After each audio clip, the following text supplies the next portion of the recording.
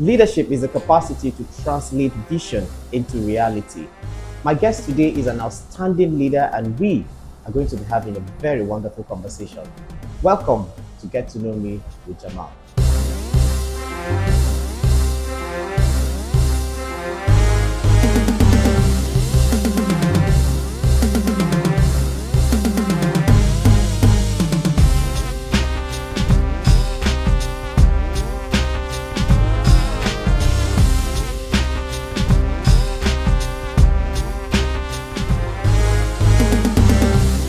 Welcome back. If you're just joining us, this is Get to Know Me with Jamal. My guest today is the former local government chairman of Oturkpo local government here in Benue State. He was a one-time member of the Benue State House of Assembly. And he's a sport lover. He's the president of the Red and Black Flames FC Football Club. Honorable, welcome to the show. Thank you, my brother. Thank you so much for Thank joining you. me. You are an outstanding leader, I must say so. Your people have said a lot of good things about you. I want to ask you quickly, what does leadership mean to you? For me, I see more leadership more like service. Just service. That's all. In simple word. That's leadership. Oh, wow. Why do you think your people always want you to serve them more and more and more? I mean, because you're a two-time local government chairman. Five. 5 times? Yeah. Oh, wow. I was actually first appointed in 2016 as the sole administrator of Oturkpo local government. Okay. Then that same for 6 months. 6 months, I was appointed again as the caretaker chairman. Went in for elections. Won for another 2 years. Came back as a caretaker chairman. Went in for another election. Won for another 2 years. So it's 6 years. I mean, 5 times in all within 6 years. Why do you think your people have been accepting you all this while continuously? I think it boils down to relationship with my people, because I'm there with them. They can assess me and actually do what they want. What they want. And for 247, they can reach me. If they need things that, that I can do, I do it for them. So for them, as far as they are concerned, look, George, just continue to remain there as the local government chairman. You will not believe, if not for the constitution requirement that says after you have served 2 elected terms that you cannot run in for election again, they would have given that to me too on a platter of gold. As a son of a local government. That's true. But I want to ask, have there been any comparison between you and other local government chairmen in your own states concerning that you are always outstanding amongst others? Yeah, they have. They've done quite a lot, compared to other local government. But I won't be fair to them if I sit here and start judging them. I'll leave that to you and others. You people can do compare and see how the thing exactly. But it will not be fair to them if I tell you, look, this. But you get funding the same at all levels. Yeah, we get funding. Same thing Oturkpo local government gets. It's the same thing local governments like Vandikia, Obi, Kasinala. In fact, the 23 local governments get same thing, because the money will come to the central purse and is distributed. So what I get from Oturkpo local government is the same thing any other local government gets. Because we've been hearing a lot of people who say you use your personal funds to do a lot of contracts for the local government and so on. Are these allegations, are they true? No, that's not true, man. Nobody will use his personal funds to do project for the local government, because what I do is that maybe they are not doing is my IGR base. Because when we came in, we try as much as possible to boost our IGR base. Exactly. And all the leakages, we try as much as possible to close the leakages. And our IGR was actually robust. And what we got from the IGR, we plugged that back into projects and running of the local government. And that worked for us. Because before we came in, people normally would see local government or say, look, IGR should be allocated to big names, in quotes. They get this local government IGR, they sit at the comfort of their own, they share it, and it goes back into their pocket. But for some of us, we said, no, if we are getting IGR for this particular sector of the local government, say for market, for example, if we are getting whatever we get from there, we should be able to plug the thing back into the market. So those paying taxes or whatever they are paying for, they will see what they are getting for it, just like what they do in Lagos State. If they do roads, you'll see some of the road, you'll say, look, taxpayers' money in action. So what we do in Oturkpo local government, for whatever we do, we will tell you that it's taxpayers' money in action. Same thing with the health sector in Oturkpo. We had, well, let me allow you to be asking questions so that I don't just guide you. Because we want to But if you want me to go, I will just. No, of course, yes, because you're on the program to tell us more about your leadership style. So that's what we want to know. Okay, I'll start from 2016. Yes. When I became the sole administrator of Oturkpo local government. Before I came in, people used to see local government as the normal thing that, look, they are just third of government, they don't do anything. The only thing they do is to pay salary. But I said to myself that I was going to rewrite that perception, what people think concerning local government, that these things are doable.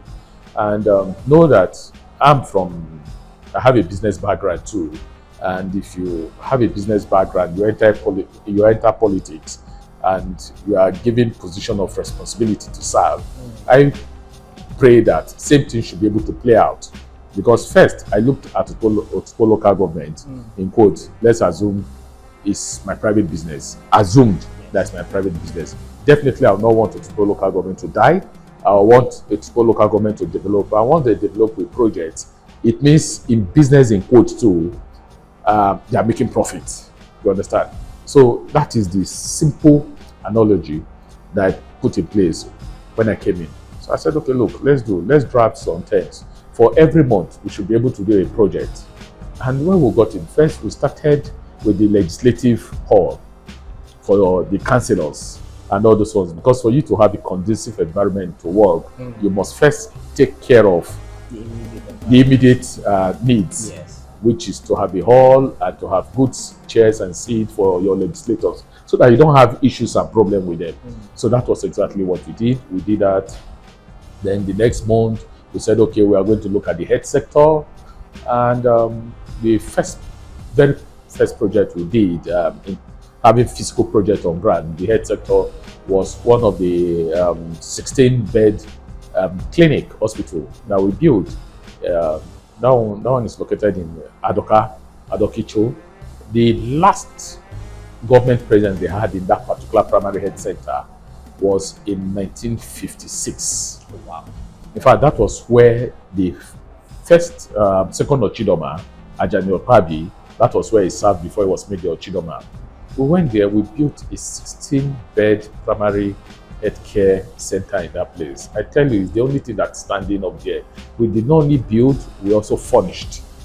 We did that to take care of the whole of the district in Adoka district there. Because outside that, there is no big public primary health care center they will go to, except they have to come to Oturkpo. Look at the distance from Adoka to Oturkpo. Exactly, that's quite the distance. Would you say all that you've done now, that your vision has come to reality? Yeah, Would you say that? yeah.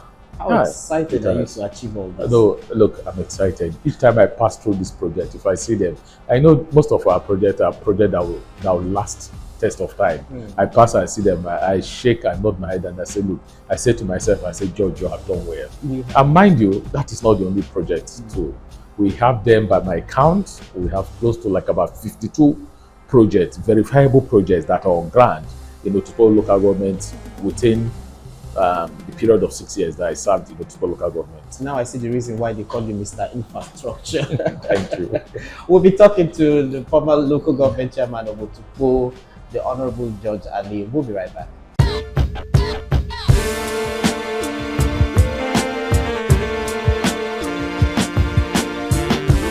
Christmas comes around once in a year, and so does Made in Benue All-White Party. On December 26, all roads lead to Sese Parks and Event Center opposite Makudi International Market for this year's All-White Party and Award of Excellence powered by Made in Benue and Woodhouse Entertainment. Starring Odi Woods, Orezi, B Red, Atela, Elisha, Star Sally, Rapizo, Malik Souls, Egyptian Cairo, Mark Awi, Nobvi, and lots more. Get your tickets now from Star Shawarma, The Foodie Cuisine, Ace of Spades, or simply call 0708-03-93307 and 0703-8637-532.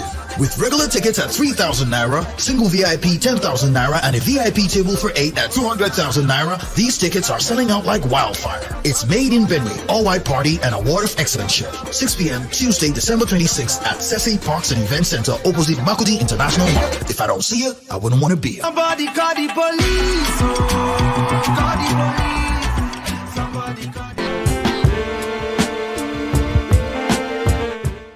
Welcome back. If you're just joining us, this is Get to Know Me with Jamal, and I have been speaking with the former local government chairman and a one-time member of the Benue State House of Assembly, Honorable Judge Adi. Honorable, we've been talking about your leadership qualities. I just want to ask you this now. Who are your mentors when it comes to leadership? The people you've been looking up to and still maybe looking up to. The leaders that have those qualities that you have. Yes, yeah, you are going to put me into a lot of this. Okay, like I'll tell you, Oturkpo, you'll be surprised. Oturkpo, my former director where I worked before, because I was in the private sector, I learned practically everything from him. And everything that I learned from him, I put back into business and politics. So, Oturkpo.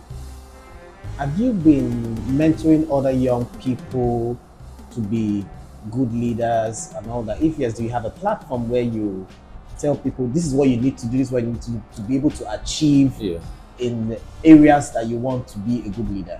Yeah, that I've been doing. Unfortunately, I don't have a platform where I put them together. But one-on-one, for anybody that I take interest in, yes, I do. For my counselors, for example, when we served, for the first 2 years that we served, the first thing that I called all of them and I said, look, this service is just going to be for 2 years. By the time you leave after 2 years now, what will you say you have achieved?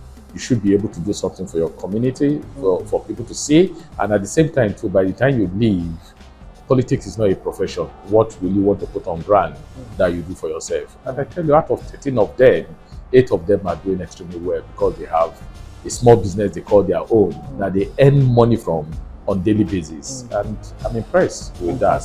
And that is how it should be with all politicians. Yes. In politics, is there anything you regret that you've not done yet? Do you have regrets like, okay, I'm in politics, but I'm regretting why I'm in politics? Nah. I try as much as possible not to regret. I take things the way they come. After that, I put them behind me and I move forward. Was politics your first choice? No, it wasn't.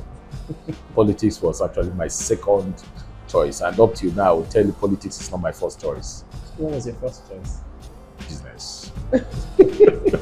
And you're still doing business. Yeah, you run the local government as if you're still doing business. That's what I'm saying. So that, yeah. And that's why out of politics, I still survive. I still do the things that I want to do.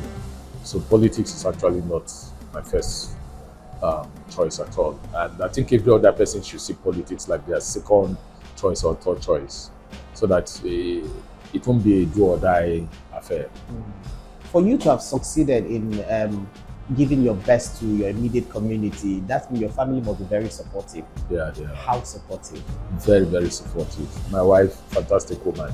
My kids, same thing too, because they encourage me. Because I know there are times that I actually want to give up on some of the things. They encourage me. Say, look, Daddy, you are doing extremely well. Just continue. Who's your chief advisor among them? My last son, he's just 13 years old, but he knows practically everything about politics. And I see him taking over from me very soon. Oh, really? Business and politics is doing extremely well. He's just 13 years old. Are you grooming him? Yeah, I am. How difficult is that to groom a young man to become like you always say, like father and son? For him, surprisingly, it's him that will come and tell me things that are happening, because with this IT world now, it's him that will tell me, okay, look, Dad, look at what's happening and this. And I pick interest in it. It's in school. If he calls, maybe weekend, if we need to talk, he asks practically everything and asks what is happening in the States too. So grooming him is very easy. It makes the thing very easy for me too, because it catches almost immediately. Okay, so let's talk about sports. I know you have a football club. You've been mentoring young boys to be in sports, and then you own the Red and Black Flames. How did this come into play? Because I don't know why you're in politics or in business, and then the next thing you're doing sports. It actually came in just more like an accident. I didn't plan to go into sports, football in particular, because I've never played football. Even when I was growing up, I hardly play because I was actually on the beat side, so I don't. But sometime last year or so, when when they had the ELSF competition, and my a club from Oturkpo local government took part in that competition. They came second, Yeah. and 12 the boys then were scouted. And I told the coach, I said, look, they're interested in 12 of the players. And the coach came to me and said, no, that he's not interested in giving any of the scouts to those players, that he would rather give them to me to manage. And I said, how can I manage them? That me, I'm not a football person. I don't even watch football. I don't watch Premier League. I don't. That how will I do? He said, no, he said, you will learn. And he told me all this. Then barely 2 weeks after, he died. He had an accident and died. And I got home and I said to myself, I said, look, maybe he's saying something. Why not go into football full time? So that was how I started. I inherited his club. For the ones that were still interested in playing soccer, I told them that they should come over. That I'm going to assist them. That was how I showed interest. And between then and now, we have done a lot. We have done quite a lot. We've had calls to play in different tournaments. We came top, like the last one that went to Abuja, Tiki Taka. Red and Black Flames came top. We won all our matches. We didn't concede any goal. We adjourned the best team of the tournament. We've gone as far as Owerri. We played in Owerri. We've done the Hungarian Embassy tournament too. We came second in that. And now, as we speak, my boys are planning to do a Denmark tour, Dana Cup, and we'll be going to Poland too. All this will come next month. So between July and August, it's going to be a very busy time for the Red and Black Flames. This is really huge, and that's one of the best ways to give back to society, by bringing young men into an amazing football club. We'll be right back after this break. Please stay tuned.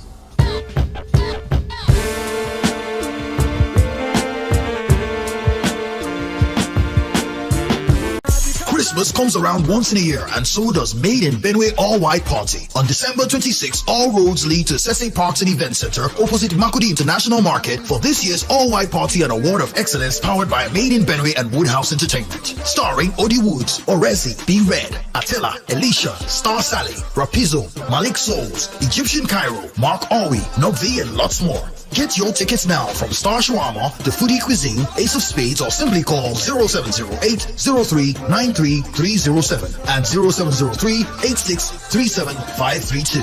With regular tickets at 3,000 Naira, single VIP 10,000 Naira, and a VIP table for 8 at 200,000 Naira, these tickets are selling out like wildfire. It's Made in Benue, All-White Party and Award of Excellence Show. 6 p.m. Tuesday, December 26th at Sese Parks and Event Center opposite Makudi International Market. If I don't see you, I wouldn't want to be here. Somebody call the police. Call the police. Somebody call the